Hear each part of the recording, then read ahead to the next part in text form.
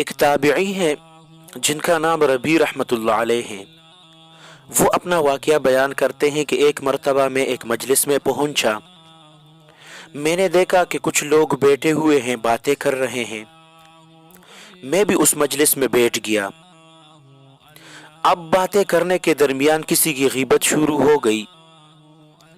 مجھے یہ بات بری لگی کہ ہم یہاں مجلس میں بیٹھ کر کسی کی غیبت کریں۔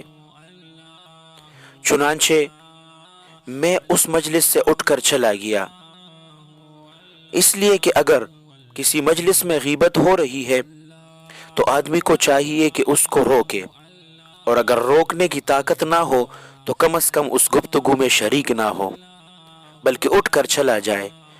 چنانچہ میں اٹھ کر چلا گیا۔ تھوڑی دیر بعد خیال آیا کہ اب مجلس میں غیبت کا موضوع ختم ہو گیا ہوگا، اس لیے دوبارہ اس مجلس میں اس کے ساتھ بیٹھ گیا۔ اب تھوڑی دیر ادھر ادھر کی باتیں ہوئی، لیکن تھوڑی دیر کے بعد پھر غیبت شروع ہو گئی۔ لیکن اب میری ہمت کمزور پڑ گئی اور میں مجلس سے اٹھ نہ سکا، اور غیبت وہ لوگ کرتے رہے اور میں اسے سنتا رہا۔ پھر میں نے بھی غیبت کے ایک دو جملے کہہ دیے۔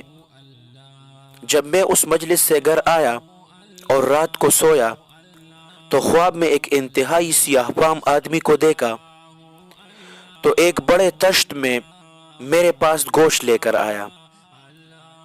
جب میں نے غور سے دیکھا تو معلوم ہوا کہ وہ خنزیر کا گوشت ہے، اور وہ سیاہ فام آدمی مجھ سے کہہ رہا ہے کہ خنزیر کا گوشت کھاؤ۔ میں نے کہا نہیں، میں مسلمان ہوں، خنزیر کا گوشت کیسے کھاؤں؟ اس نے کہا یہ تمہیں کھانا پڑے گا۔ پھر زبردستی اس گوشت کے ٹکڑے میرے منہ میں ٹھونسنے لگا۔ اب میں منع کرتا جاتا ہوں اور وہ ٹھونستا جا رہا ہے، یہاں تک کہ مجھے قے آنے لگی، مگر وہ ٹھونستا جا رہا تھا۔ پھر اس شدید اذیت کے حالت میں میری آنکھ کھل گئی۔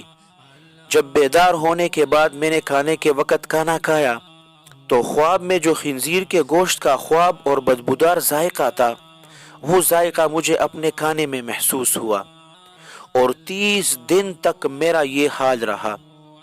جس وقت بھی میں کھانا کھاتا تو ہر کھانے میں اس خنزیر کے گوشت کا بدترین ذائقہ میرے کھانے میں شامل ہو جاتا۔